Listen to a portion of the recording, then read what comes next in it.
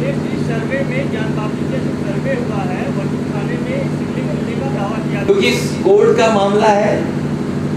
सबसे बड़ी बात यह है कि जिनकी जिम्मेदारी थी सर्वे करने की, आखिरकार वो रिपोर्ट बाहर कैसे आ गई। और हमारे धर्म में तो ये है, हिंदू धर्म में, कहीं भी पत्थर रख दो, एक लाल झंडा रख दो, पीपल के पेड़ के नीचे मंदिर बन गया।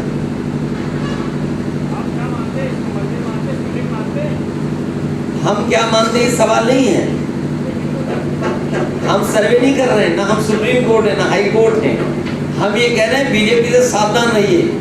बीजेपी जानबूझ करके ज्ञानवापी मस्जिद का मामला इसलिए उठा रहे हैं, वो स्मोक स्क्रीन बना दी उन्होंने कि आप असली मुद्दे दिखाई नहीं दो। बड़ी बड़ी कंपनियां बिक गई, हमें और आपको पता ही नहीं लगा। हम और आप उस बहस में हैं। विदेश जाना था गेहूं, किस उद्योगपति के सारे पे रोक दिया कि जाइए विदेश ले जाओ गेहूं। आपने हमने सबने पढ़ा।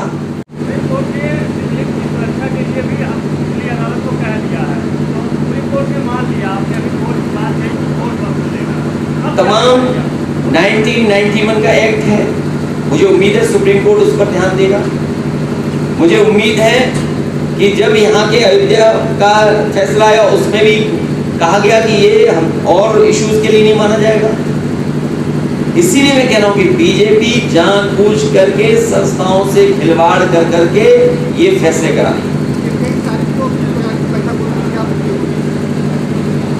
और हिटलर के जमाने की कविता है, आप पढ़ लें। नहीं था इसलिए कम्युनिस्टों के खिलाफ जो कार्रवाई हुई थी मैं बचाने नहीं आया।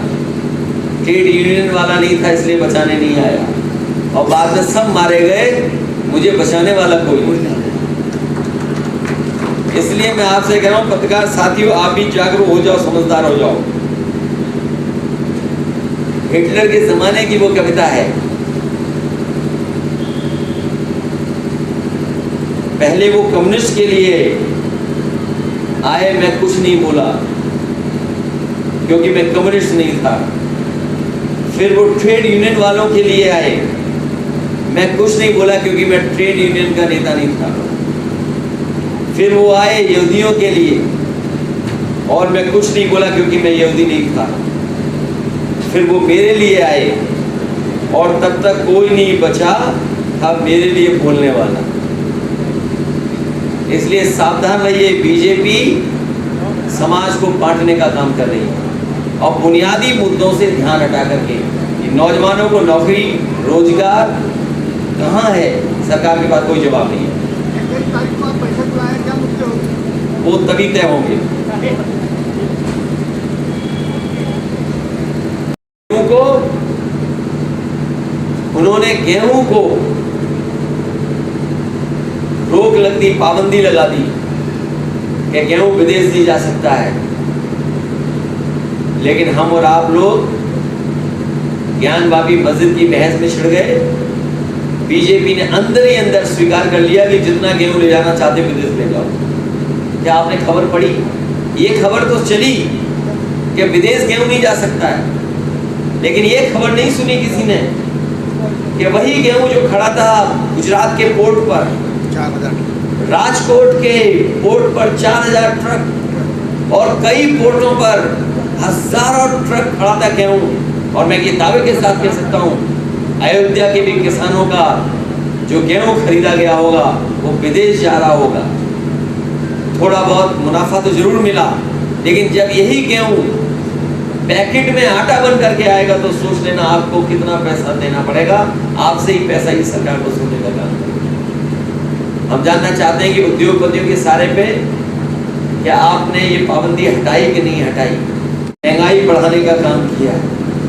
न केवल महंगाई बढ़ाई है, बल्कि सुनने में आ रहा है कि अब तो ये सरकार गरीबों को पहचानने से भी आग रही है।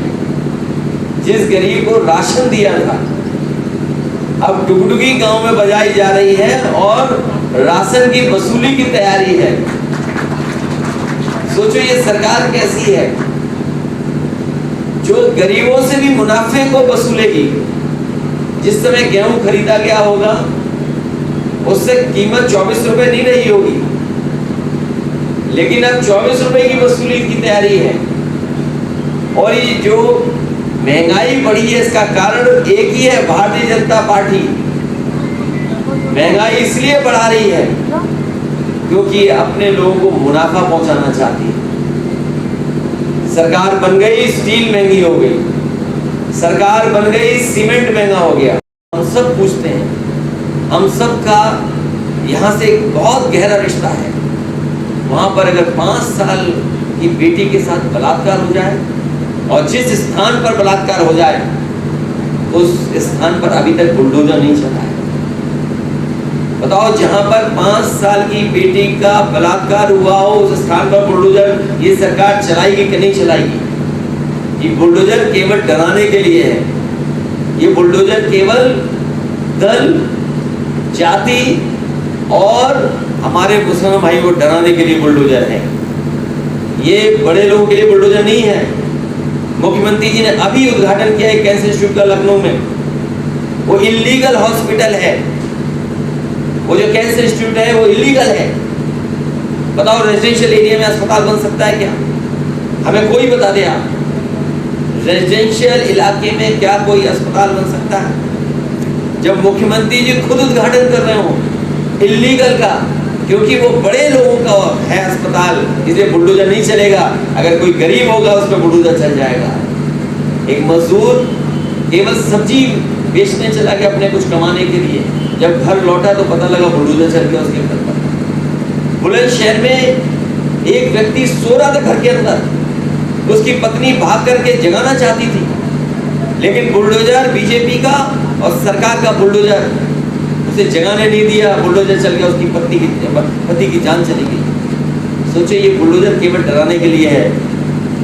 ये बुलडोजर